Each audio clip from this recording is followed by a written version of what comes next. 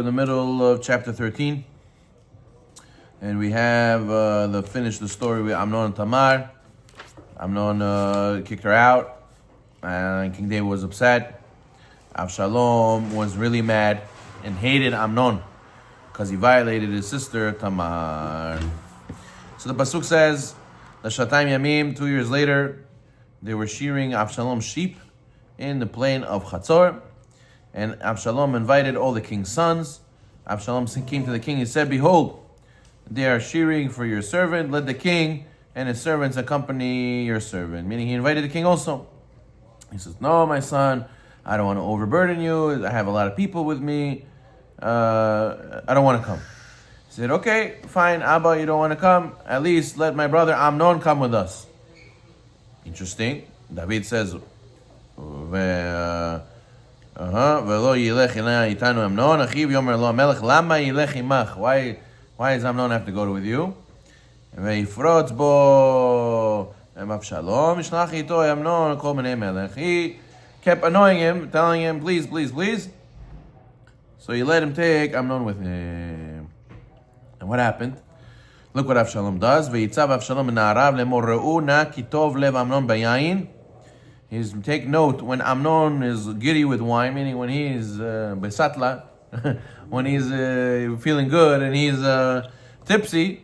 Let me know, and then what? I'll tell you. Haku et Amnon v'amitem oto. Then strike down Amnon and kill him, and fear not. Okay, so he puts a hit on what's his name, on Amnon. What did he tell him? They told it to his servants. Avshalom told to his servants. And what they do, V'yasnare Avshalom Namnon, kasher tziva Avshalom. And they did like he commanded them. Then all the king's sons arose. Each man mounted his mule and ran away. When this happened, right away everyone freaked out, they ran away. When they're on the way, a rumor reached David. And what the rumor say? It says to David, Lemor hikav shalom et kol bnei hamelech v'lo notar mehem echad. Classic. What happens? The rumor reached David and it said that Avshalom killed all the king's sons, none of them survived. So he killed one of them, and the rumor was that he killed all of them. So Vayakom melech vayikra begadav. David got up and he heard such bad news, he ripped his clothing. Vishkav artza, he laid on the ground. Vayan Yonadav ben Shemai nached David yomer al yomar adoni et kol na'arim bnei melchim itu ki Amnon levado met. Yonadav came up and he said, Kvod HaMelech, the king, don't think that all the young men died. No, only Amnon. Why? Because Avshalom gave that order because Amnon violated his sister Tamar. And now, don't think that all your sons dead. So he calmed them down. Chazal say over here, what does it mean that the Torah says each man mounted his mule and ran away? So our pasuk says that they mounted the mules. Well, what is that teaching us? So the Torah says that we're not allowed to wear shatnez, right? So now the Torah says also what's considered kilayim. Kilayim is when you mix an ox and a donkey, or even if you don't mix them, by crossbreeding them, even if you take a plow attached to both an ox and a donkey, they're working together on the same plow, that's also considered a kilayim. That's also asur. According to one opinion, you're not allowed to ride an animal, which is a mule. Right? Because how do you get a mule? A mule is a horse and a donkey. So let's say a Jew obviously cannot crossbreed them. But let's say it already was created. Can you use the mule? According to one opinion, you cannot. They said a kal v'chomer. What's the kal v'chomer? They said if you cannot wear wool and linen, right? But one is allowed to wear a wool garment and then on top of it a linen garment because it's not one garment. Even so, it is forbidden to have a horse and a donkey work together, even though they're not actually mixed. How much more so if it's mixed, you shouldn't be able to use it, right? So therefore, you shouldn't be able to use a mule. Where do we learn the kal v'chomer from? The kal v'chomer is from regular shirt of shatnez. That if the Torah says you're not allowed to use a shatnez shirt, right? But you're still allowed to use one wool garment, and on top of that wear another linen garment. That's not kilayim, that's not shatnez. But by animals, using an ox and using a donkey at the same time, which is the equivalent of a wool shirt and a linen shirt, that itself is asur. How much more so when they're mixed, you shouldn't be able to use it. right? When it becomes a mule. Yeah. So therefore, how could our pasuk, according to this opinion, how could our pasuk say Avshalom's brothers rode mules? From our pasuk, sounds like you're allowed to ride a mule because they rode mules. You can't learn from the members of the royal family. Why? Because sometimes they act as they please without concern for right or wrong. Look at that. Sometimes they don't keep halakha. Interesting. The Yerushalmi says that. You can't learn from the members of the royal family because sometimes people can't rebuke them. Nobody can rebuke them because they're the royal family. Interesting. Okay. So now, what does it mean David laid on the floor? He laid on the floor. There's a difference of opinion. Some say this is the source for that you're not allowed to sleep on the bed. It used to be that Avelim didn't sleep on the bed. They overturned their mattress and they slept on the floor. So they says that David laid on the floor. You could say that it meant that that's a source for, Moed Katan says that's a source for how they used to have that halacha. So the pasuk says, where's Avshalom? Avshalom ran away.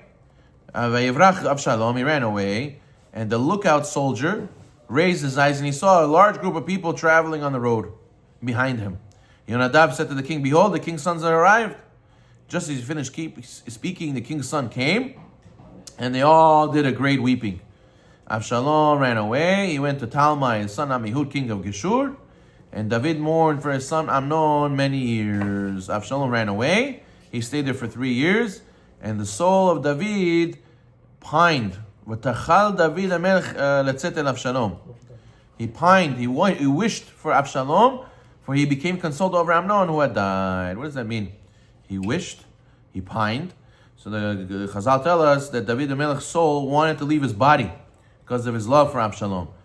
What does it mean? One of the 33 methods of understanding the meaning of a pasuk will sometimes leave out a word and leave it for us to understand what it means. For example, our pasuk, it says the word soul is not mentioned, but it means King David's soul, right? Because it says that King David pined for Avshalom, but Vatachal is referring to the soul, as we see in the other pasuk in Tehillim, right? Because it says Kalatan Nafshi, right? Gam Kaltan Nafshi. So over there, the word Tachal is a similar word, so therefore we know over there it's Nafshi. So over here also means Nafshi, it means the soul. So it's interesting. What does this mean? So what it means that first of all, we're going to see Avshalom is going to cause a more tsar. This is just the beginning of the tsar of Avshalom for what's called for David. But look at this. Avshalom sent messengers daily. The Midrash says that Avshalom sent messengers daily to see if David, his father, was consoled over Amnon's death. And the pasuk says that he was mourning for him for years. How many years? For 3 years. So why was he doing that? Is because David knew that Amnon's soul had no tikkun. He wasn't getting a tikkun and he had no rest. So Amnon's soul remained in this state for 3 years. David could not be consoled during this time. Right? So the reason his soul died, didn't have tikkun, is because when one is murdered, the soul does not rest until the day it should have died a natural death. You hear this? Wow. Someone who gets murdered early, his soul doesn't have a rest until he reaches the age that he was supposed to live. Wow.